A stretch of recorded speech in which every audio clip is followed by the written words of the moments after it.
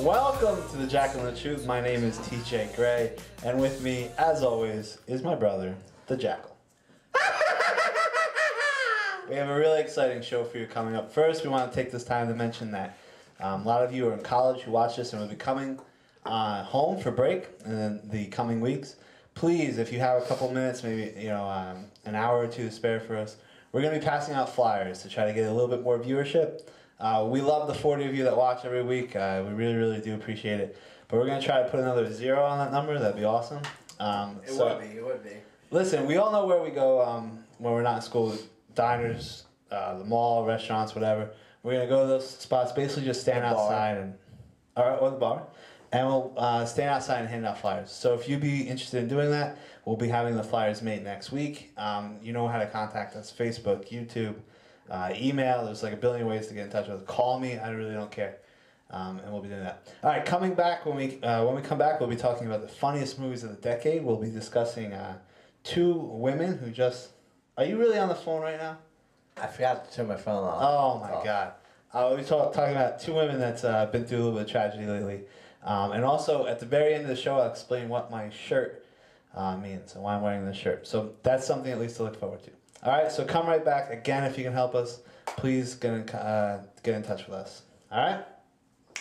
All right. All right, back after this.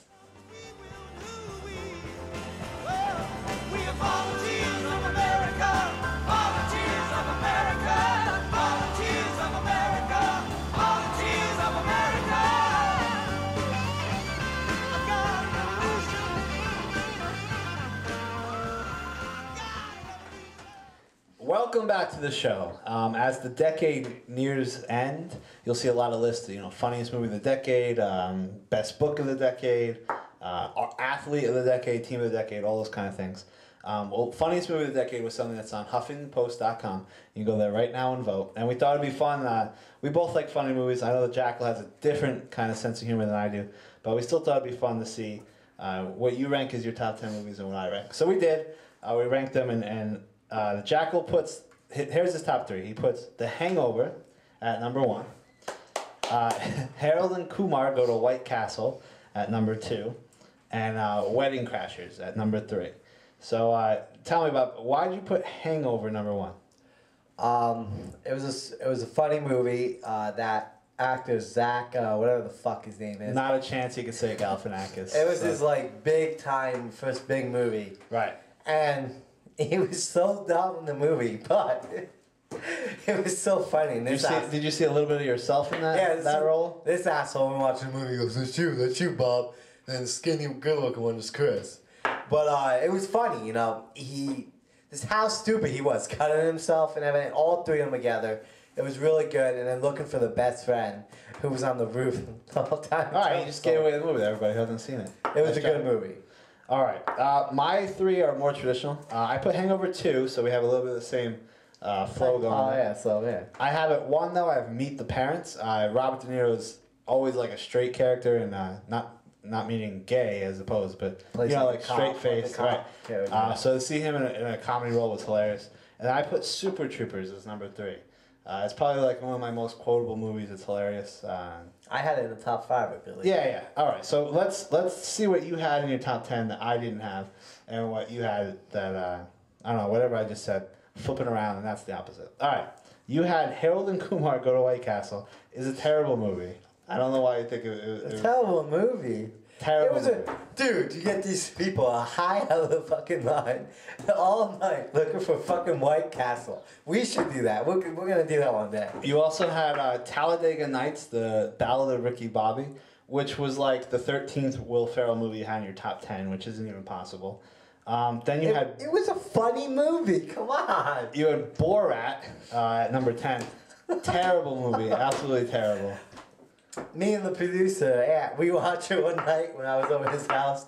We couldn't stop laughing. And the one scene when they're both naked, and you see the guy's balls and the guy's face, and it's like by his mouth and everything. Come on, tell me that's not funny. You watch morning cartoons and can't stop laughing. So right. And then you had Role Models in at number 9. Which oh my God. The little black kid, he's so funny. Shut up, Ben Affleck. Are you white? You're Ben Affleck. Come on. This is almost why we didn't do this section. And he smacks them and beats them. Then one scene, did anyone touch you? No, he didn't touch me. All right, what did I have in my top 10 that you didn't have? Shaun of the Dead. Right, that was a really good movie. I don't remember that movie. I probably watched it with you, just don't remember. It's really it's like a zombie movie. It's really funny. Rat Race. Rat Race is hilarious. Mr. Bean, it's a race. It's a race. It's hilarious in that. And then Shrek. Shrek, right? Because here's why I put Shrek. It was top 50 comedies, right? You can't put that in there. If I think I have another movie like that. Up, right? I put Up in there too. Because both movies, everyone will watch and laugh at, whether you're 100 years old. Did I watch it? Did I watch Up?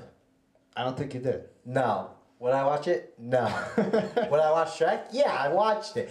That, I agree with Shrek. To all ages, anyone can laugh. Up, just looking at it, when I saw it in the previews and all that, didn't look that funny. You know what? You know you're feeling it. You know you're feeling it. Listen, a 5-year-old. We want to know what you think too. So if you agree or disagree, you could post on our YouTube site your personal top 10 or email us on Facebook, and we'll let everybody know the most common selections next week. All right, real quick before we move on, I just want to mention a couple of movies we both had. We both had Meet the Parents. We both had Hangover. We both had Super Troopers, which were my top 3, by the way. We both had Wedding Crashers, which we didn't mention was in our top 3. Super Bad, which was hilarious, a really, really funny movie. Yeah. And then Anchorman. Of course, anytime I put a Will Ferrell movie on my list, it was bound to be on his too, because Batch will appreciate that, though. You put all Will Ferrell. It was a funny movie. All right. Batch loves it a little too much, maybe, but you know, good for him. All right, let's go a little more serious here with our next story. A really sad news this week coming out of the music industry. We found out Aretha Franklin has pancreatic cancer. Wait, who is that bitch? No, it's Aretha. You know who Aretha Franklin is. No. It's here. Look. Supposed to know everyone? You'll know when you see her. Aretha Franklin. Is that a woman? For real? You've never heard any of her songs? Like wait. You know R-E-S-P-E-C-T. F-A-T-A-S-S-S. Oh. What about I feel like a natural woman. I'm sure you do. Give me this. I'm sorry, but come on, tell me that doesn't look like a little bit like a man. All right, the poor woman is a legend. She's a diva, the original diva. That's a diva? Yeah, that's a diva. She has pancreatic cancer. She had surgery. The chance of surviving that surgery was between 5 and 10%, usually for pancreatic cancer, but all signs point that it was successful. So Aretha, we hope you have a speedy recovery, and hope you're singing the songs Bob's never heard of. Yeah, sure. Very soon. All right. Live, yeah. Oh my God. All right, and the last story, again, sad, very sad news. A little bit political, a little bit just general people news is Elizabeth Edwards. I know that bitch. I know her. I know her, man. She passed away. She finally lost her battle to cancer. Wow. I don't know what I can say anymore. That won't get him to laugh about cancer. All right. The news is sad, of course, that Elizabeth Edwards passed away. What's even sadder is that the West Borough Baptist Church, who often goes to soldiers' funerals and pickets, you know, or especially if gay soldiers, they've gone on gay soldiers, you know, God hates fags, that kind of thing. They now are going to go to Elizabeth Edwards' funeral with signs that say, like this one, thank God for breast cancer. I'm pretty sure you wrote that sign. Wait, why are they saying thank God for breast?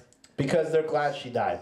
Part of the reason they're glad she died is because she's seen as kind of like this big liberal figure, and of course, all conservative neocons hate liberals, and they want them to die. I think it's just fun because her husband cheated on her and everything, and she has cancer, you know? Yeah. I wonder what her husband said, like, the last couple of minutes of her life, because I heard that he was there at the house with the kids, and I wonder what he said to her. You know, I'm sorry I cheated on you, honey. I'm sorry I can't make it up to you. This show is unbelievable. All right. Again, our thoughts go out to the whole Edwards family. We feel bad. She was a strong woman. And not anymore. I can't say anything else. So we give our best wishes to Edwards family. When we come back, we'll be talking sports. Of course, in baseball, the winter meetings, craziness went down. Then we will very, very quickly touch on last Monday night's game. And then we won't a good long time. we won't ever talk about it again. Oh, I will. All right, Jack of all trades when we come back.